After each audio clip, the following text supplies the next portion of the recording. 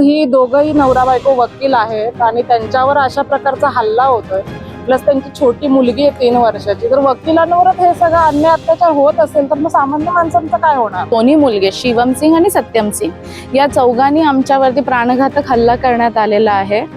Taloja phase 2 परिसरातील sector 20 येथील olive paradise सोसायटीमध्ये वकील दाम्पत्यावर चाकू व कोयत्याने जीवघेणा हल्ला झाल्याची धक्कादायक घटना मागील आठवड्यात घडली। या प्रकरणी तळोजा पोलीस ठाण्यात शशी सिंग, मेनका सिंग, सत्यम सिंग व शिवम सिंग या चौघांविरोधात गुन्हा दाखल करण्यात आला आहे। यातील प्रमुख आरोपी शशी सिंग याला पोलिसांनी अटक केली असून 4 मार्च रोजी न्यायालयात हजर केले असता न्यायालयाने त्याला पोलीस कोठडी सुनावली आहे।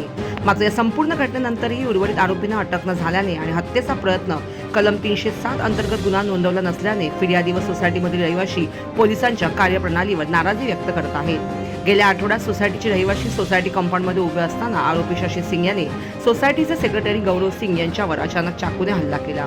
सुदैवाने गौरव सिंग या हल्ल्यातून बचावले। त्यानंतर वाद अधिक चिघळला आणि आरोपी शशी सिंग व त्यांच्या मुलांनी वकील दाम्पत्य पूजा पितळे आणि जितेंद्र पितळे यांच्यावर चाकू व कोयत्याने हल्ला केला। या हल्ल्यात वकील जितेंद्र पितळे गंभीर जखमी झाले असून त्यांना तात्काळ रुग्णालयात दाखल करण्यात आले। सोसायटीतील रहिवाशांचे म्हणणे आहे की आरोपी शशी सिंग यांच्याकडून यापूर्वीही वारंवार त्रास दिला जात होता, मात्र याकडे गांभीर्याने पाहिले गेले नाही। पोलिसांनी तपासाची गती वाढवलेली नसून योग्य ती चौकशी केली जात नसल्याचा संशय व्यक्त करण्यात येत आहे। त्यामुळे पोलिसांच्या कार्यप्रणालीवर प्रश्नचिन्ह निर्माण झाले आहे। फिर्यादी व सोसायटीतील नागरिकांनी आरोपींवर भारतीय दंड संहितेच्या कलम 307 अंतर्गत गुन्हा दाखल करण्याची जोरदार मागणी केली आहे। याचबरोबर वकील संघटनाही आक्रमक झाल्या आहेत। या प्रकरणी लवकरात लवकर पोलीस आयुक्त, नवी मुंबई आयुक्तालय यांची भेट घेऊन 307 कायद्यांवर गुन्हा नोंद करण्याची मागणी करण्यात येणार असल्याचे सांगण्यात आले आहे। मी ॲडव्होकेट पूजा कृष्णा चव्हाण आणि 20 ऑक्टोबर येथे आमच्या राहत्या बिल्डिंगमध्ये म्हणजे तळोजा फेज 2 मध्ये आमचे जे शेजारी आहे शशी प्रताप सिंग, त्यांची पत्नी मेनका सिंग आणि त्यांचे दोन्ही मुलगे शिवम सिंग आणि सत्यम सिंग या चौघांनी आमच्यावरती प्राणघातक हल्ला करण्यात आलेला आहे। सर्वप्रथम हल्ला झाला तो आमच्या सेक्रेटरीवरती झाला आणि मग बाबा चाकू सुरे का काढतो यामुळे आम्ही पुढे गेलो तर आमच्यावरती देखील हल्ले झाले। त्यांनी त्याच्या मुलांना बोलवलं आणि मला 10 टाके पडलेले आहेत। माझ्या मांडीवरती वार आहे, माझ्या छातीजवळ वार आहे आणि माझे जे मिस्टर आहेत ॲडव्होकेट जितेंद्र पितळे त्यांच्यावरती देखील वार करण्यात आलेला आहे आणि ते अजूनही चालण्याच्या परिस्थितीत नाही आहेत। अजूनही त्यांचं ब्लिडिंग वगैरे कंटिन्युअस सुरू आहे। 2 दिवस ते ICU मध्ये होते। पोलिसांनी आतापर्यंत एकच आरोपी पकडण्यात आलेला आहे।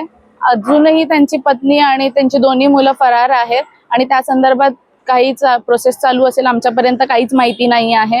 माझा अजून पुरवणी जबाब घेण्यात आलेला नाही कारण माझ्या जबाबामध्ये फक्त एकच जखम आढळण्यात आली होती सुरुवातीला। दुसऱ्या जखमेचा अजून पुरवणी जबाब नाही आहे। माझे जे मिस्टर आहेत त्यांचा अजून जबाब घेण्यात आलेला नाही आहे। आपली मागणी काय आहे आता? माझी मागणी ही आहे की BNS कलम 109 लावण्यात यावं। अटेम्प्ट टू मर्डर आहे हे, कारण गिल्टी माइंड आहे, मोटिव्ह आहे, इंटेन्शन आहे आणि या 4 लोकांवरती हल्ला करण्यात आला। त्याच्यातले 2 लोकांवरती तर प्राणघातक झाला, ते बचावले वेगळी गोष्ट आहे। सो हे अटेम्प्ट टू मर्डरचं केस आहे आणि याच्यामध्ये 109 लागण्यात यावं। तुम्हाला काय वाटतं, पोलीस निष्पक्षपणे हा गुन्ह्याचा तपास करतील? अजिबातच नाही, कारण कधीच त्यांच्याकडून आम्हाला तसं सहकार्य सापडत नाही आहे आणि आताही एक आरोपी सापडल्यानंतर बायको आणि मुलं शोधणं फार अवघड आहे असं वाटत तर नाही आहे। आज 8 दिवस झालेले एक आरोपी तुम्हाला सापडला आणि 3 आरोपी तुम्हाला अजूनही सापडत नाहीत, हे काही योग्य वाटत नाही आहे। पोलिसांच्या विरोधात त्यांचे सिनियर असतील किंवा DCP, CP यांच्याकडे काय तक्रार करणार आहात का याबाबतीत? हो, CP साहेबांकडे जाणार आहे मी या संदर्भामध्ये आणि माझी त्यांच्याकडे देखील तीच मागणी राहील की बाकीच्या आरोपींना देखील पकडण्यात यावं, कारण आम्हाला धमक्या येत आहेत, विविध ठिकाणाहून आम्हाला धमक्या येत आहेत की आज माझा बाप फक्त बाहेर येऊ देत, तुम्ही आता वाचलायत, पुढच्या वेळी काय वाचत नसता। मग आपण कोणत्या समाजात राहतोय की जिथे आपल्यावरती असे आपण ना सुखाने जगूच शकत नाही आहे।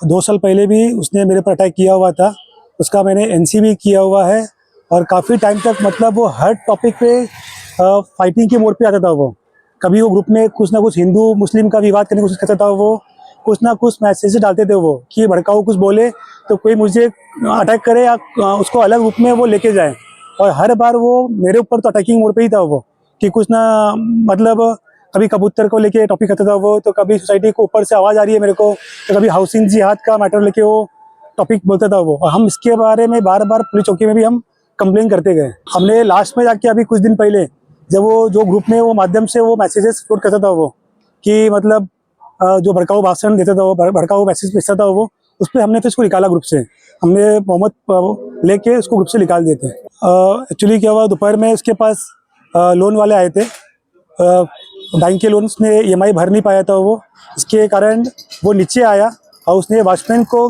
गाली गलौज किया और उसको धमकी भी दिया कि मैं चाकू से मार दूंगा, जो भी बीच में आएगा उसको भी मारूंगा और उसको फंसाऊंगा भी मैं। ये रिकॉर्डिंग वगैरह हमने लिया, वहाँ से देखा और हम इसके बारे में पुलिस के पास भी गए, उनको दिखाया भी। और वो होने के बाद हम सोसाइटी में कलेक्ट हुए और एक पत्र व्यवहार करने की बात किया हमने कि हम सर को एक लेटर देंगे कि ऐसा घटना यहाँ पे हुई है और वो चाकू निकालने का बात कर रहा है, कल को कुछ होता है तो इसकी जिम्मेदारी सोसाइटी नहीं रहेगी। तो इससे हम बात कर रहे थे, तब तक उसकी फैमिली आई और उसने हमसे उलझा, उसका ऑलरेडी प्लानिंग था, उलझा। हमने कई बार उसको रिक्वेस्ट भी किया कि आप यहाँ से जाइए, वो नहीं जा रहा था। बाद में मैंने उसको बोला कि आप पीछे जाइए, आप लोग जाइए यहाँ से, और उसमें वो हाथापाई पे आ गया और उसने मेरे को पहले अटैक किया, चाकू निकाल के मेरे आँख के ऊपर अटैक किया। सोसाइटी में मैं 3 साल से रहता हूँ एंड यहाँ पे कमेटी मेंबर के रूप में मेरा नाम पिंटू प्रधान है। बट जो लास्ट 2 साल से हम फेस कर रहे हैं इशू यहाँ पे कि बहुत कंटिन्यूसली वायलेंस फेस कर रहे हैं इस बंदे की वजह से, जिनका नाम शशि सिंह है, उनकी फैमिली की वजह से। ये कंटिन्यू इन्फ्लुएंस करता है, वीडियोस बना के भेजता है लोगों के बारे में, हिंदू मुस्लिम के बारे में बोलता रहता है कि हाउसिंग जिहाद करते हैं हम यहाँ पे लोगों को, मुस्लिम लोग हिंदू को भड़काते हैं एंड उनके बोलने पे हिंदू पे अटैक किया जाता है, जबकि ऐसा कुछ नहीं है। ये वारदात को अलग रूप में दिया जाता है, वो लोगों के मोबाइल्स यहाँ रख के वीडियोस निकालता है एंड उनके कट शॉट बना के डिफरेंट वे एजेंडा लोगों के सामने रखता है। मेरा ये मानना है कि जीतू और पूजा हमारे सोसाइटी के नोन पर्सनस है एंड यहाँ पे रहवासी भी है, मतलब यहाँ के लोकलिस्ट है।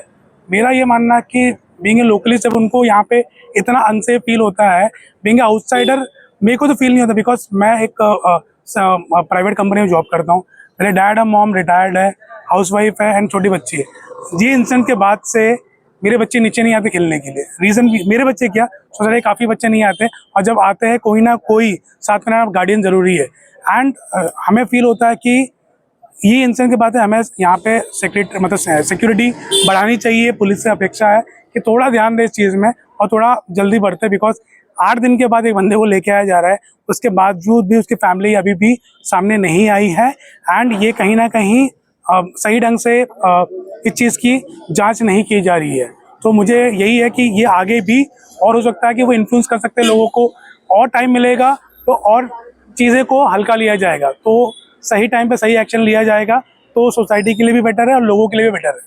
आमची तेच मागणी आहे की त्याला लवकरच्या लवकर त्याच्या पोरांना अटक व्हायला पाहिजे, बिकॉज त्यालाच अटक करताना 8 दिवस लागले। आता त्याच्या पोरांना पण अटक व्हायला पाहिजे आणि त्यांच्या बायकोला पण, बिकॉज ते सगळ्यांच्या समोर ते चाकू वगैरे घेऊन येत होते, त्यामुळे सगळे आता सोसायटीमध्ये घाबरले आहेत आणि पोरं पण आता निघत नाहीये। पण काही दिवस ते लोक शाळेत पण जात नव्हते आणि आम्ही ऑफिस पण आमचं नाईट शिफ्ट आहे, तर आम्हाला घरी येताना पण आम्हाला म्हणजे भीती वाटते की कसं होणार आणि कधी तो आला तर अचानक आमच्यावर हल्ला होणार। आणि मधी पण असंच झालेलं की काय झालेलं की आमच्या घरी काम चालू होता बाथरूमचा, तर बाथरूमचं काम चालू होता, तर अचानक तो बोलायला लागला की कोणतरी माझ्या घरावर हाऊसिंग जिहाद करत आहे करून। तर पण आम्ही ग्रुपमध्ये सांगितलं की नाही, आमच्या घरी काम चालू आहे, तर थोड्या टाइमसाठी आमच्या घरी असं होतंय। तरी तो सोसायटी कमिटीवर बोलायला लागला की माझ्यावर तुम्ही माझं घर तोडत आहात, हाऊसिंग जिहाद करत आहात।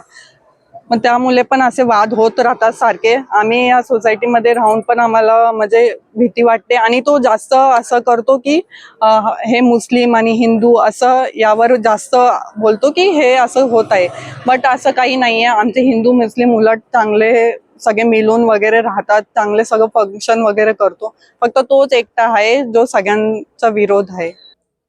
पोलिसांची मागणी म्हणजे एकच की आम्हाला सुरक्षा सगळ्या सोसायटीला वगैरे सगळ्या मुलांमध्ये सगळ्या मोठ्या माणसांना म्हणजे टोटल सोसायटीला सगळ्यांना सुरक्षा पाहिजे, म्हणजे पोलीस स्टेशन पासून संरक्षण पाहिजे।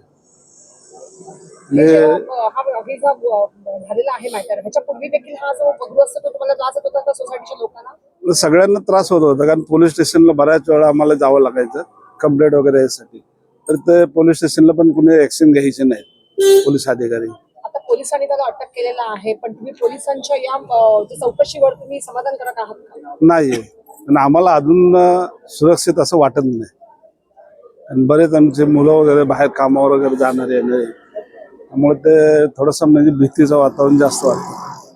काय मागणी आहे आणि तुम्ही आता कोणाला भेटणार? सीपीला भेटणारा, डीसीपीला भेटणारा, कोणाला भेटणार? वरच्या आधी CP ना त्यांना भेटायचं.